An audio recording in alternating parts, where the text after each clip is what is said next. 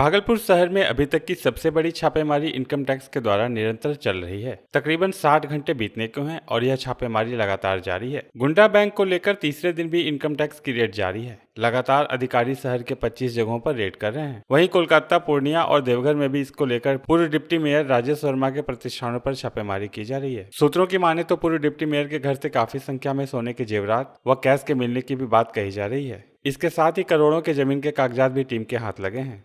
वहीं सुल्तानगंज के शिवम चौधरी के घर पर चल रही रेड समाप्त हो चुकी है, जहां से इनकम टैक्स की टीम को 8 लाख रुपए कैश और 20 लाख के इन्वेस्टमेंट के पेपर बरामद हुए हैं। इसके साथ ही पेट्रोल पंप में 70 लाख रुपए की गड़बड़ी सामने आई है। सभी ठिकानों पर अभी रेड जारी है।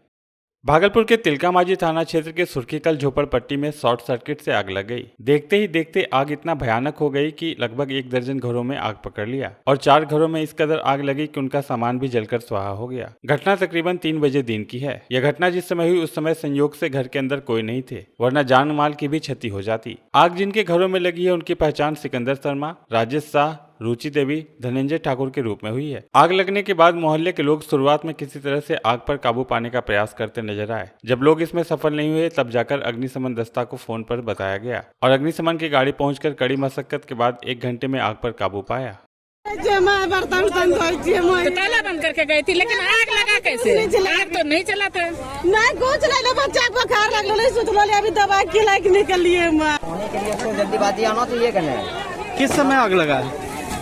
अब बिजली के कारण भी हो सकता है, कोई किसी को देखा नहीं है, किसको बता देगा। सिलेंडर भी फट गया। सिलेंडर भी फटिए गया है, वो छोटा वाला था। भागलपुर के नौगछिया में भाजपा के पूर्व केंद्रीय मंत्री रविशंकर प्रसाद 3 दिवसीय प्रवास कार्यक्रम को लेकर पहुंचे। उनके द्वारा बिहार में भाजपा के 3 जिला संगठनों नौगछिया, भागलपुर व बांका में प्रवास कार्यक्रम करना है। भाजपा पार्टी कार्यालय नौगछिया में प्रेस कॉन्फ्रेंस कर रविशंकर प्रसाद ने कहा कि भाजपा से नीतीश कुमार को अलग होने के 3 दिन बाद ही भाजपा अपने संगठन को मजबूत करने मैदान में उतर गई है। रविशंकर प्रसाद ने महागठबंधन की सरकार को भ्रष्टाचार के 3 खंभों की सरकार बताया है। लालू परिवार को इशारा करते हुए कहा कि ऐसे लोग जो भ्रष्टाचार के आरोप में सजा पा चुके हैं, दूसरे ऐसे लोग जो गंभीर भ्रष्टाचार के आरोपित हैं, तीसरे ऐसे लोग जो इस भ्रष्टाचार को प्रोत्साहित करते हैं। सेकेंड फेज में कुछ जीते, थर्ड में और जीते और फोर्थ फिफ्थ में एनडीए स्वीप कर गया। तो जीते मोदी जी के नाम पर।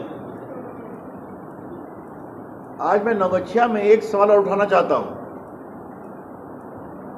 19 के लोकसभा चुनाव में बीजेपी ने नीतीश कुमार जी के उम्मीदवारों को एडजस्ट करने के लिए अपने 6 सिटिंग एमपीज का टिकट काट दिया।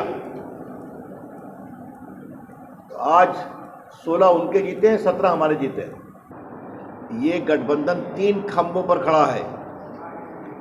ऐसे लोग जो भ्रष्टाचार में सजा पा चुके हैं,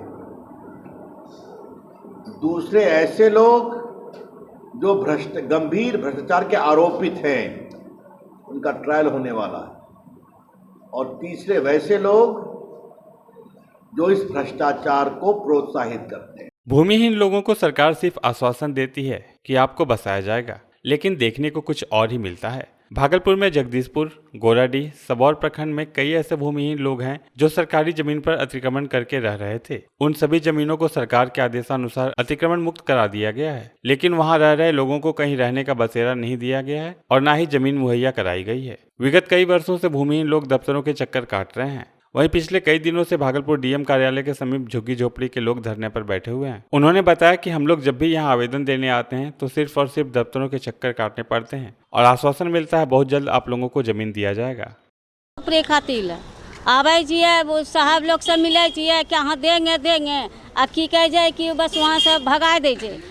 हम लोग यहाँ पर धरना इसलिए दिए हैं कि जो पूरा तमाम भूमिहीन झुग्गी झोपड़ी वासी है और हम लोग कई सालों से लड़ाई लड़ते हैं, लेकिन अब तक बसाया नहीं गया और कितने लोगों को घर द्वार तोड़कर घर से बेघर किया।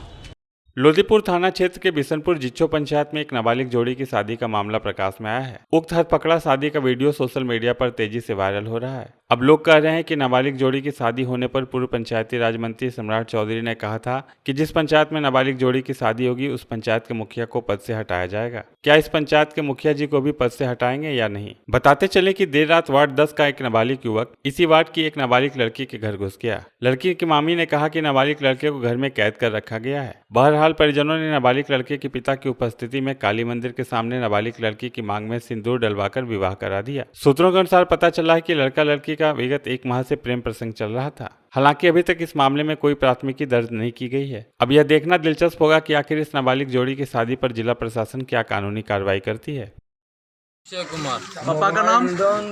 श्री शांति प्रसाद यादव। पढ़ता लिखता है? कितना उम्र है? 18 साल। शादी करेगा इससे? हाँ। शादी करेगा? कितना दिन से संपर्क था इससे? 1 महीना संपर्क था। भागलपुर जिला में गंगा का जलस्तर काफी तेजी से बढ़ता जा रहा है, जिसके चलते कई गांव में अफरा तफरी का माहौल है। भागलपुर नौगछिया अंतर्गत रंगरा प्रखंड के तिनटंगा दियारा के ज्ञानीदास टोला में गंगा मैया रौद्र रूप धारण कर चुकी हैं। पिछले कई दिनों से गंगा में कई घर समाहित हो चुके हैं। कटाव स्थल पर गंगा मैया अपना कार्य बरपा रही है और घर गंगा में विलीन हो रहे हैं। जो पक्का मकान बचा है उसे भी ग्रामीण तोड़कर ईंट निकाल रहे हैं। वहीं ग्रामीण जोगिंदर ठाकुर राजेश कुमार ने बताया कि हम लोग खुले आशियाने में जीने के लिए विवश हैं, लेकिन अभी तक प्रशासनिक कोई मदद नहीं मिल पाई है। फ्लड फाइटिंग का जो काम हो रहा है उसमें भी अनियमितता बढ़ती जा रही है। अगर यही स्थिति रही तो पूरा गाँव गंगा में विलीन हो जाएगा। नहीं कोई है देखने वाला भी कहाँ को है? मुखिया सरपंच खाली नहीं खाने वाला, अपना जीत लिया बस घर में बैठ गया है। टोली में है बहुत बड़ा भयंकर कटाव हो रहा है।